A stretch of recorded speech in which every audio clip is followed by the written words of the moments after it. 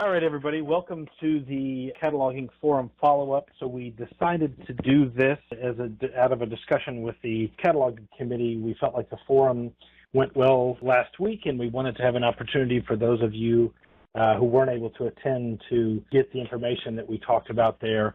The meeting itself was held in Winston-Salem this past Thursday, so we were very, very thankful to be able to visit their new library. In general, the idea for the forum started with a session we had back in 2015, a Catalogers Forum, and the Cataloging Committee felt like it'd be a good idea to do that again this year with all of the work we're doing around best practices and that sort of thing. A little bit about some of the best practices and some of the work that we're doing this year. The consortium as a whole, sort of as we got off the ground, we were kind of bringing everybody's records into the system, and it was a little bit of the Wild West. And as we sort of got up to critical mass, we realized that different libraries had different cataloging habits. Some people had different training, some people more formal, others had learned from their colleagues.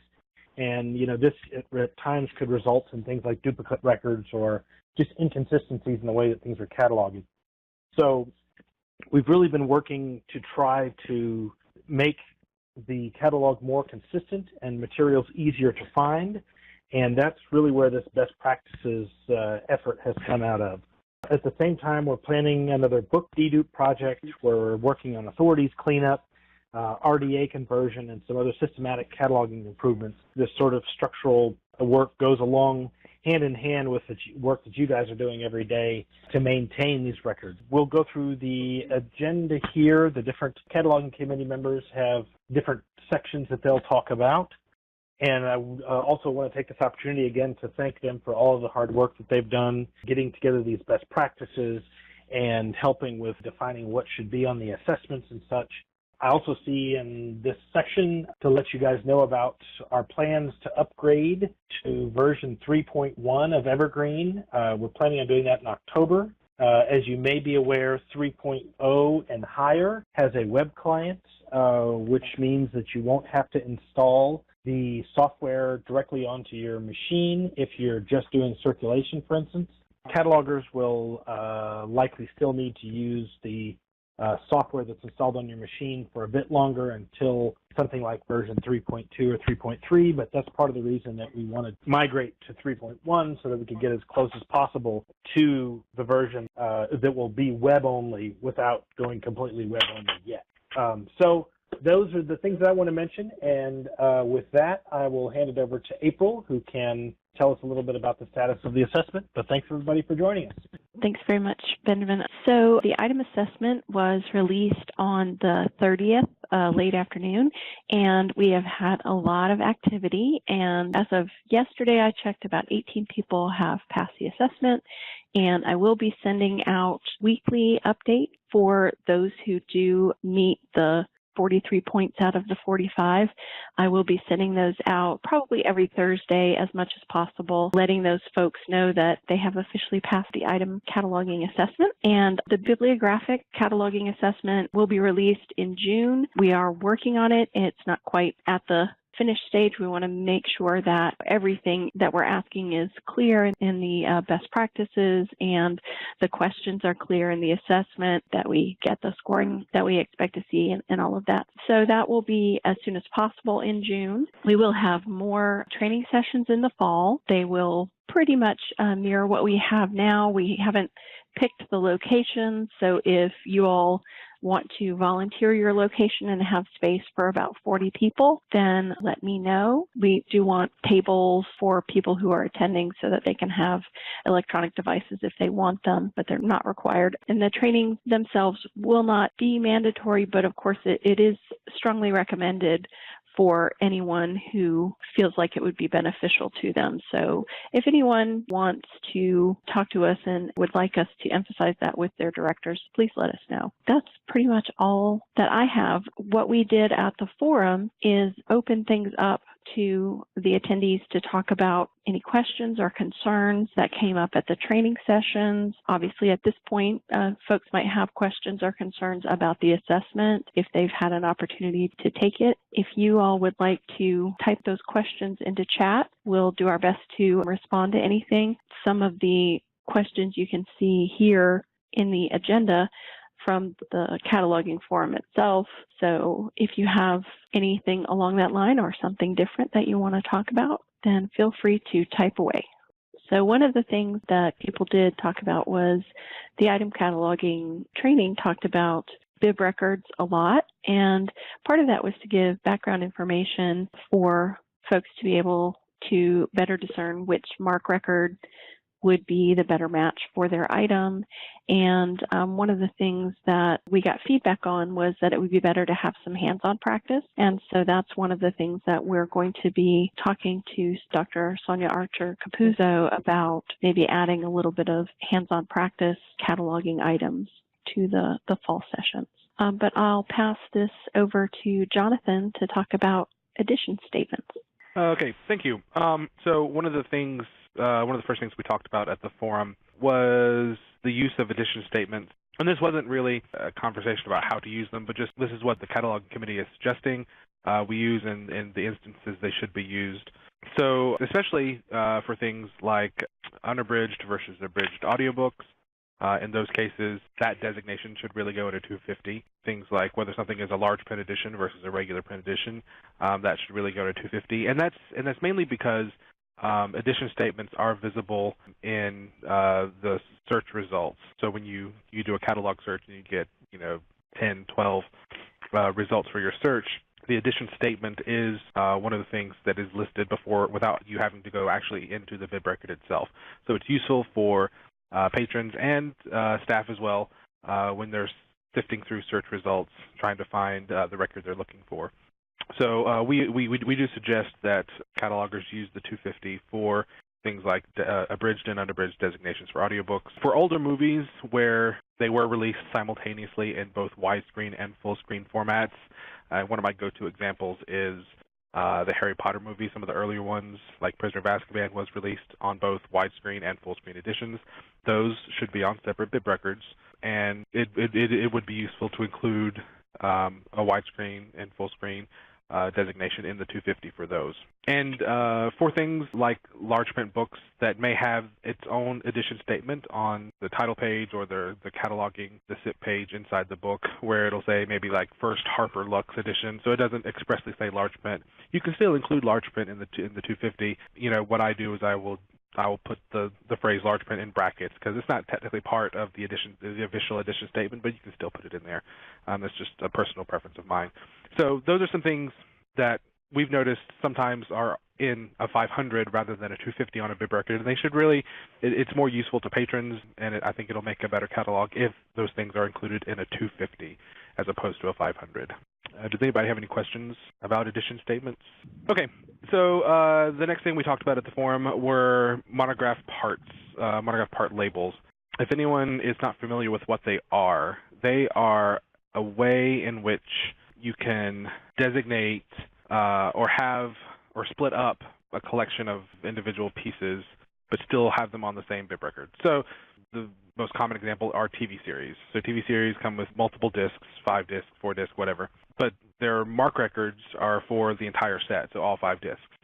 Monograph parts allows us to split up those discs and circulate them as in separately, or as individual discs, or as in only 2 disc sets, but still have them on the same bib record for the entire set, and allow patrons to be able to place holds specifically on those individual pieces.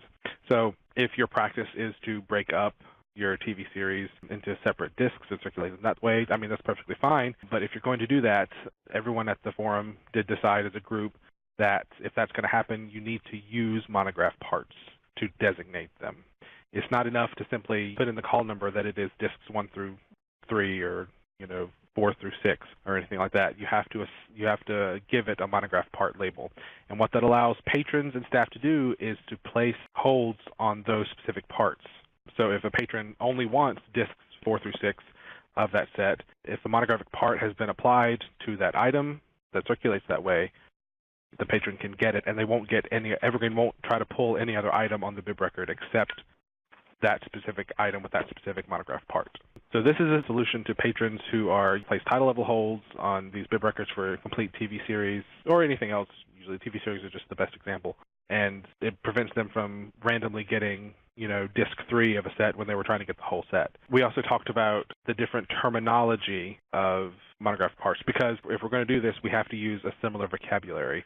Because if one person uses a monograph part of disc 1 and capitalizes the D in the word disc, and then another person comes along and is circulating the single disc 1, but they use a monograph part that is in all capitals, so the word disc is all capitalized, Evergreen sees those as two separate monograph parts. So the spelling and the capitalization matters when you're labeling monograph parts. So we talked about what the common vocabulary or controlled vocabulary was going to be for our monograph parts. So what was decided is that we would use mixed case for monograph parts. So the first letter of the monograph, of any word in the monograph part, would be capitalized. Everything else would be lowercase. If you're identifying disc numbers, we use the standard numericals. We don't use Roman numerals unless the item itself signifies its part as a Roman numeral, but we'll get to that in a second. So we use the standard numerals if you're just saying it's disc 1 through 3. If you are circulating multiple discs for the monograph part label, we're not going to pluralize the word disc. So no matter if you're circulating 1 disc or 3 discs, it would still be disc 1 or disc 2 through 4. Okay, so the word disc will always be singular in these cases. We also talked about other items that could use monograph parts, like great courses, which often come packaged separately, but there's a bib record for the entire set. And in those cases, most great courses do say this is part 1 on the actual packaging, or this is part 2. In those cases, if the item itself, signifies somewhere that it is part 1 or volume 1 or whatever, that is given preference. So if it calls itself, I think the example that's used on the document that's up there right now is 2017 Catalog of Federal Domestic Assistance, Volume 2. So in that case, the item itself identifies how it's separated itself into volumes instead of parts or whatever else. So you would use volume as a monograph part, and we've decided that for volumes, the controlled vocabulary for NC Cardinal monograph labels would be VOL period, and then whatever the volume number is. Oh, somebody just asked, if the title says the complete blank season, is it necessary to have a part for all discs? No. The only people who should be using monograph parts on TV series or on anything in general that they're splitting up, the only people who should be using the monograph part labels are those who are splitting up the item. If the item is going to circulate as a whole, the item is going to circulate completely together, then no monograph part is necessary. Okay, but if you're going to use the bib record for the entire set, but you're going to break it up into different parts and circulate them separately, that's when you have to use monograph parts. And we have to have complete buy-in for this to work, because if somebody comes along and places a hold, they're going to assume, we want them to assume that if they don't designate a part, they're going to get something that is whole. But if they place a hold and they want something separately, then they're going to have to take the extra action to choose the specific monograph part they want. Yeah, so I think as April commented that Evergreen will assign the all parts designation. So in the way it looks right now, if a single item on a bib record has been assigned a monograph part, it's going to force our patrons to choose a monograph part. And this is kind of why we're asking that anybody who's splitting it up use one and everybody who's keeping it together don't. So if a single item on there has been assigned a monograph part, a patron is going to have to choose. This is from 212 onward. Evergreen is going to require them to choose a monograph part. So it's either going to be all parts or one of the part labels. And all parts basically means anything that doesn't have a part assigned to it. It's a little confusing. It's a little backwards, but that's what that all part option means. It means anything that doesn't have an individualized monograph part assigned to it. I know this is a lot, especially for anybody who's never used monograph parts before, and I'm happy to talk about it in one-on-one if people are confused or don't know how to assign monograph parts to items. I'm happy to talk to anybody, one-on-one over the phone or by email, because I know it's a lot. But the basics to take away now is there is a controlled vocabulary for basic monograph part terms. They're on this document that I think, April, has that been sent out? made available? The document, the monograph parts document that you created? Yeah. Not yet. I am updating the monograph parts sections in the perfect. Okay, so best practices. That's better. That's a better way to do it. Yep. And so I can attach it just for people who want to reference it as well. Yeah, so basically there is a controlled vocabulary for how to refer to the different kinds of parts you would use, whether it be disc, volume, or part. If the item itself identifies what kind of part it is, whether it be part 1 or volume 2, that's what needs to be used, that terminology, whatever its terminology is. And the only people who should be using the monograph parts are those who are breaking up the item. If you're leaving it whole, you don't have to use a monograph part. Okay. Are there any questions about monograph parts? Oh, perfect. Jennifer just shared through chat that she has a how-to document for creating monograph parts. That would be great. Did I miss anything, catalog committee who were at the forum last week? Did I miss anything? The only other thing I can think of is there was somebody had a question about how monographic parts relate to call numbers. Yeah. So monograph parts are kind of so if you have been using your call number to indicate what disk numbers that item is, you no longer have to use that with monograph parts. You could now go back to using a standard call number of whatever you use, whether DVD and then the first word of the title or DVD and the genre, whatever it is. You no longer have to signify that in the volume or in the call number that it is discs 1 and 2. That now you would take that information and use it to create your monograph part label. If that's a concern for people who pull holds, part can be chosen as a identifier on pull lists for pulling holds. Is that what you're talking about, Jennifer? Yep. I just know a couple people had questions. That's exactly what I was Okay. Any other questions about monograph parts and what we're asking? This is Jessica. Just to draw people's attention to the last bullet point in the monograph parts agenda item, that monograph parts is not a way to break up DVD, Blu-ray combo packs. That's correct. Yes. If your library buys the Blu-ray DVD combo packs but breaks them up and separates them, then the individual formats should be on separate bib records. So the Blu-ray disc should go on a bib record for the Blu-ray version of the title, and the DVD should go on the DVD-only bib record for that title. The only reason you would add an item to a Blu-ray DVD combo pack is if you're going to circulate it as the combo, as a single item combo. I'm just going to advance the agenda here. There were some discussions about workflows and ideas for how different systems handle the issue of referring things from an item cataloger to a bibliographic cataloger. And I don't know if anyone on the cataloging committee wants to talk about some of the things that came up. This is Jennifer. I think one of the things that we wanted to comment on is because so much of the training that Tanya did, it involved the phrase, and then just throw it in a bucket and give it to your bib cataloger. And a lot of us are going, wait, no, that's not what we want to do, because if you just throw things in a bucket without any kind of context, we don't know why things are in a bucket. Now, if it's here are things you need to merge, or here are things with wrong icons, and you're trying to clarify what the buckets are used for, be helpful. But because that phrase was used so often in training, we thought that we should talk a little more about what workflows look like. And we've got some really interesting things from people who just have cards already out at the circulation desk for people to write things down when they see them and put them in books to send on, to more formal ways that, like the one that Forsyth does, and Jonathan can speak more to that if needed to. But we just tried to look at how we can communicate not only with our item catalogers but with circulation staff to identify problems with the catalog and get things back to us. And we all agreed that it's kind of whatever works best for local systems is fine with all of us. There were some good ideas that came out, and Jonathan very kindly forwarded me some screenshots of the Google form that they use at Forsyth. And so I was going to build kind of a generic Google form, since that's free and available online, and people could potentially take that and do something with it. And I'm also hoping that some of the people who use paper forms will send those so people could use them as a template. The other suggestion that someone made was to create maybe a Google spreadsheet online, or if you have an internal network, to put it on your internal network, and everyone could put the TCN and describe the problem with the bib instead of just sort of as Jennifer said, thrown in a bucket and going, something wrong with that. So it gives people a little more information to work with. I guess we can pass this along to Jennifer to talk about RDA conversions. Okay, series statement.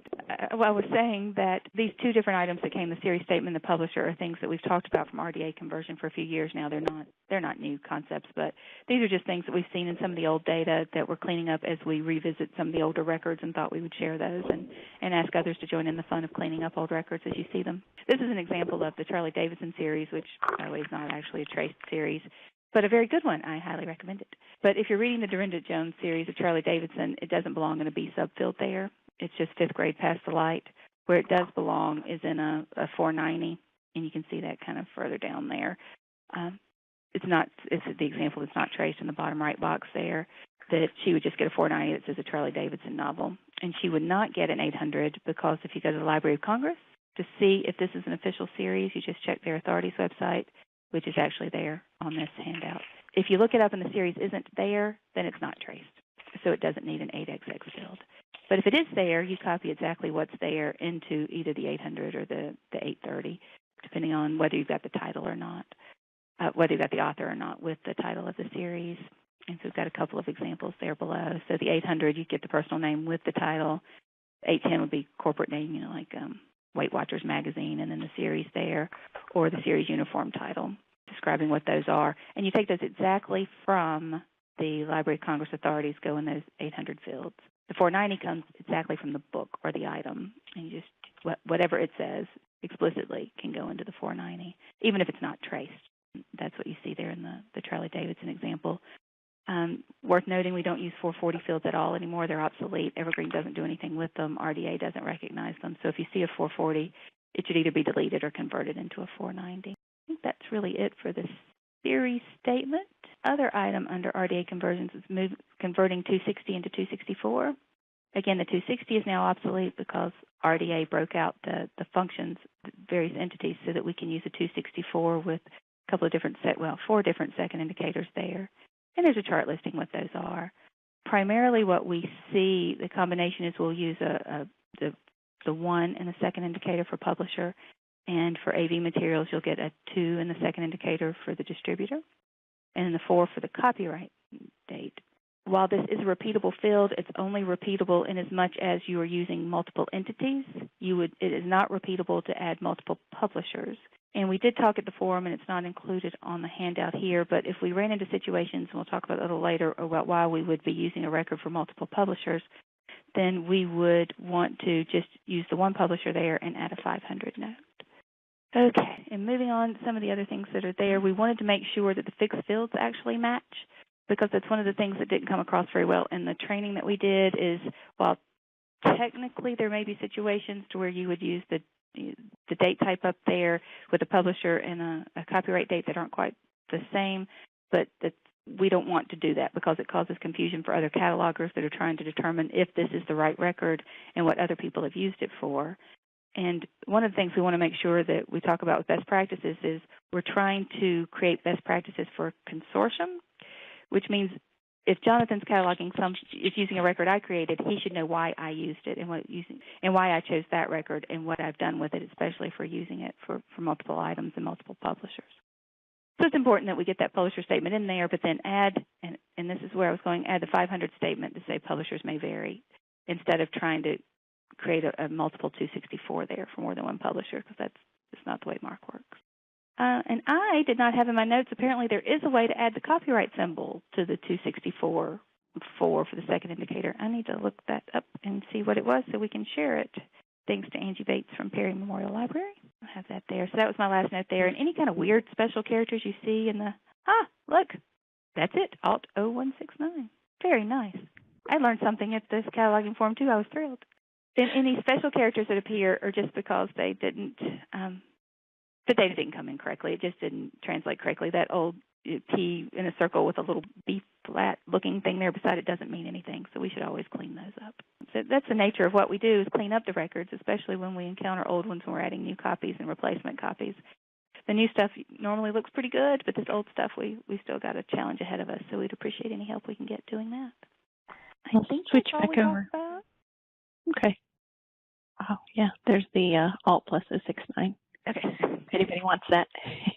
But it doesn't work in the flat text editor, which I'm very fond of. So you have to go to the gridded view. That's true for diacritic symbols, too, for anybody that wants to use those. Well, we can pass it over to Jessica. I'm not sure, is Forrest on as well? Jessica, are you there? I am here. All right. Yes, I will Take talk it away. about the cases when a paperback does share a record with its hardcover and when it does not. Firstly, large print and larger print titles have to be on their own records. So that issue is not part really of this discussion about paperbacks and hardcovers, because in general we do want books that have the same content to be on the same record, even if one is a hardback published by one publisher and the other is, for example, very commonly a mass market paperback published by a different publisher. Its trim size is entirely different. Its page count is entirely different. But we do want those on the same record if the content is the same. This is not a new policy. It's been around for some years, but it is a tricky one because it does not follow traditional cataloging convention. But the rationale behind it is to cut down on the number of essentially duplicate records that patrons are looking at when they put in search terms, and they are just looking, in the majority of cases, they're looking for the regular print item that is available to them first. And in most cases, they don't care whether it's a mass market paperback, or a hardcover.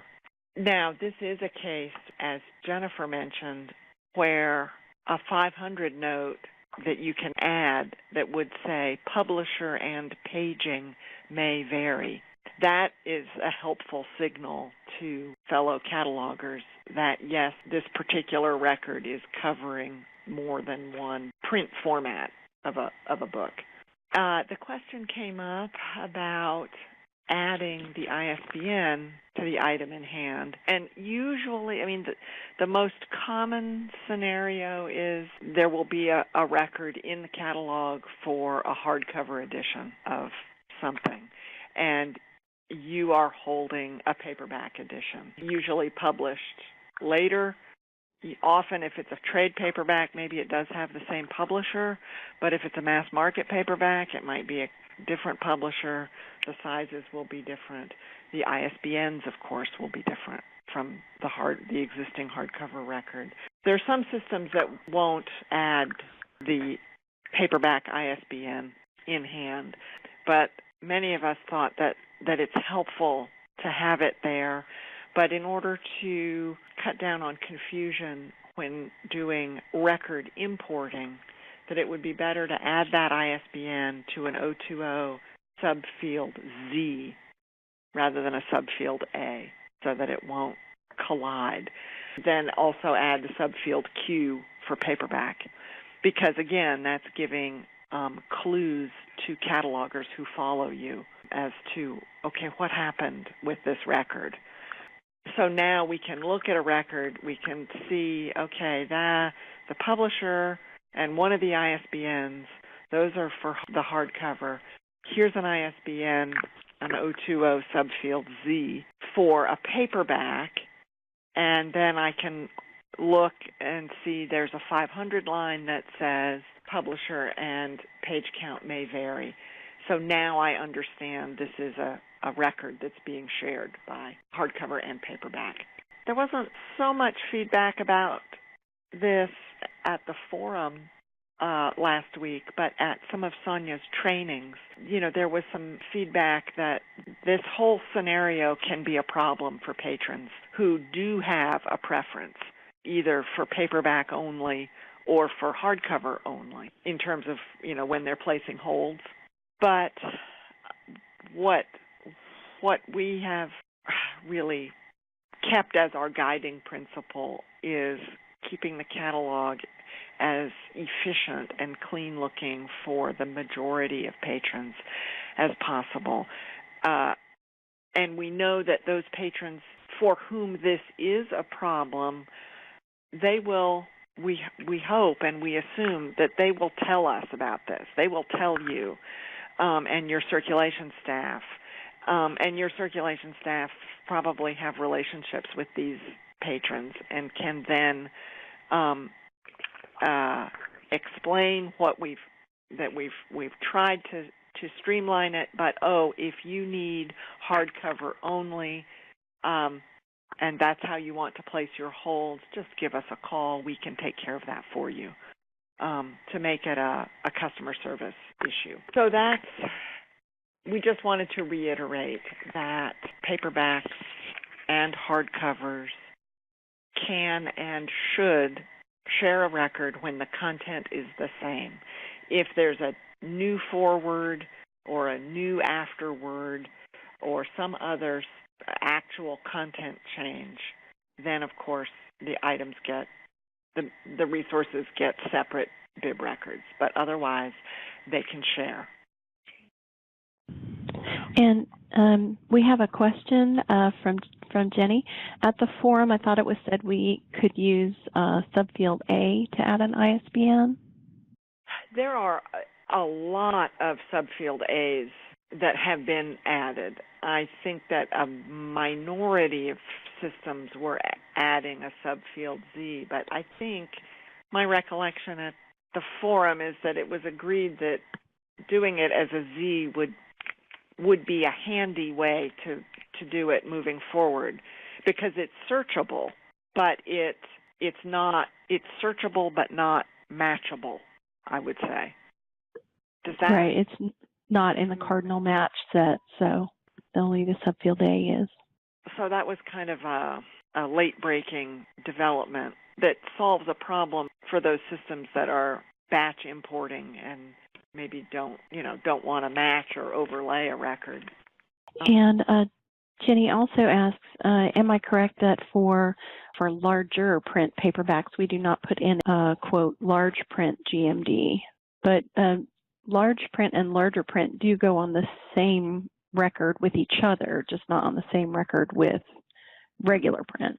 So right, and in that case, then there would be the GMD of large print, yeah. Yes, there would be. Are there any other questions about the paperback hardcover sharing issue, either why or how or anything else about it? Okay. It looks like I should now hand this off for a discussion about what's happening with authorities from the authorities working group. Christina and Jennifer, I think, are both on the call. Before we move on, somebody did ask about why we would put an ISBN in the record if it's not in the book. Yeah. When we're talking about adding ISBNs to a record, it's when there is a bib record for the title you're working with, and you're looking to add, and you found a bib record that matches your title and your content and everything. So the content is exactly the same, but there may be a paperback you've got when it's a hardback record. So, but if the ISBN of the item you have is not on the bib record you found in the catalog, that's when you would add the ISBN to the record. So it is searchable by ISBN, and patrons will find the bib record where your item is. And it's also useful to other catalogers who may be in the same situation you have. If they come along with the same item you have and they're trying to find the best bib record to add it to, if you've added your ISBN to that bib record, that takes away the guessing game for them. And they can easily identify it as somebody else has already gone through the process of making sure that this content matches, so they don't have to think about it. They can just immediately add their item. Thanks, Jonathan. Yeah, sure. Okay, if we're ready to move on to authorities. Christine and I are both on the authorities working group, and there are 4 of us currently on the authorities working group. And I'm going to talk if it's okay with Christine, I'm just going to talk very high level because I know some of the things on the one sheet there talk more about using authorities practically in a linked data situation. So the authorities working group's been working together for about a year now, and we meet virtually exclusively. We do everything by the phone and email. We have a best practices document that will be released in conjunction with an update that we're doing. An RFP went out to find a vendor to come in and clean up our authority records, because as many of us know, we didn't bring our authority records into Evergreen when we migrated from our previous systems. And when GHL came on, they did bring their authority records in, starting the wave of getting us back up to date with being able to use authority control. And we need to, at this point, make sure that we update our database with all the authority records that are needed from the Library of Congress to match against our records, so that when you hit that validate button in the cataloging screen, it will actually find a true authority to validate against. So while all of that's going on, we're not doing a whole heck of a lot of training right now about authorities, because we need to just clean up some stuff behind the scenes. But we do have a best practices document that will be forthcoming, and pieces of that have been pulled out and put into the cataloging best practices to look specifically at some of the things Christina will talk about, subject headings, preferred sources, that sort of thing, about where we go to find the right authority and make sure that at this point we are using the preferred vocabularies for subject heading, for author, for title, for name of series, that sort of thing. What our next steps are is this big authorities reclamation project should be finished by the end of September, and there will have to be some communication about whether or not there will need to be a cataloging freeze, and we're just not certain at this point when that happens. And after that happens, we'll have some more handouts to share and on what we should really be doing with our records and validating them against authorities at that point, rather than overwhelming you now, knowing that there's a data cleanup process that's going to happen in the next few months and over the summer. So we'll be able to answer a lot more questions there. Just want you to know that we're working. Vicki Brooke, from before she retired, was working with us from the Government Heritage Library, had a lot of expertise and shared a lot of that with us, and we were able to document a lot of that before she left, so that we'll have some really good stuff to share in the fall. I'll be happy to entertain any questions about the high-level idea of the Authorities Working Group, and I'll also extend an invitation to anybody that might be interested to work with us, because we are a working group, not a committee that goes through any kind of nomination process. So it's volunteer. If you want to join us, reach out to me or Christine, either one. We're happy to have you. Okay, that's all I have. Okay, well, most of what I talked about is stuff that is in the best practices document that Sonia went over in the trainings. If you haven't had the trainings yet and you're taking them in the fall, a lot of it she will be going over. And what we're asking is that if you are working on a MARC record and it needs to be cleaned up, please take the time to clean it up. A lot of times when I'm in there adding items, I'm going in and cleaning up the MARC record, even though there's already about 10 to 15 holds already placed, because other people have placed their items on it. And some of these are the duplicate 650s that we see a lot of from the fast ads in OCLC. They may be Sears headings, they may be BISAC headings. We are stripping all of that out so that there is just, if something's not repeated, if it's flowers, flowers is only in there once. So we're just asking that you do that. We're asking if you're in there cleaning up anyways and it's an older record and you're just adding a new copy because the other one was worn out and you took it out and the 260 needs to be a 264, please take the time to do that. It just really helps everybody, and it helps our catalog be consistent, which I think is what our main thought is, that we all just want to be, for the bibliographic records, consistent. You own your item record, you own your volume and call number. The consortium owns that bibliographic record, so we all need to be on the same page with how it looks and what we're doing to it. So that I'm not like, why did they put that in there? That's only for them, you know. So there's no uniqueness to those bibliographic records. It's kind of just this generic, you know, one that we can all use, and then you can individualize, as I said, your volume and item to be yours for your library. Some of the things from the authorities working group that came out is, if you go into that document, I can't quote it right now, but there is a source for foreign language. That is the preferred source to use their headings for foreign language. I personally do not catalog any foreign language, so I would be of no help. Sharon Arnett from Henderson, she did that portion of it, and I believe they do Spanish materials. So if you reached out to her, she could potentially help you with that. The other thing is the young adult books. we are trying to differentiate them from the juvenile chapter books. We ask and encourage that you use the 655-7 genre term from the Library of Congress of young adult fiction, young adult literature to designate it. And also those 650s are going to be adult headings with a 0 as the second indicator. So a lot of times when you go into them, they're going to have the 651 and the 650-0, and you just strip out the 651s and leave that 650-0. All of these terms are coming from authorities.loc.gov. I know Sonia showed that in the training, and I find it very easy to use. If you have problems using it, we would be happy to help you learn how to use it. If I am unsure about anything, I always go and make sure they are the ones that get to decide everything. So I just use them. So that's basically what we're asking is just when you go in and the MARC record needs to clean up or it needs retrospective conversion, if we'll all help each other out by all of us taking the time to make sure the catalog looks good and consistent. Hi, Christina, we have a question. Jenny says, I have a young adult book, but the record has both young adult and juvenile books attached. Right. Again, if there's a 521 that says ages in it, or if you look at the book, a lot of the YAs I look at, they say right on them, that's what they are. If there's a question, I personally would go with having them be 650-0s just with the regular fiction at the end. If you don't feel comfortable putting a genre term on it, that's fine, and then just use your own call number. I mean, I know the YA books I buy in catalog, they would never go in the children's department. So, I mean, so it's kind of a judgment call if you buy some that are on the edge and other, you know, on the border of going in the back. You just make it neutral. And to me, that's neutral, not putting in the genre heading, but yet using the adult subject field of just fiction.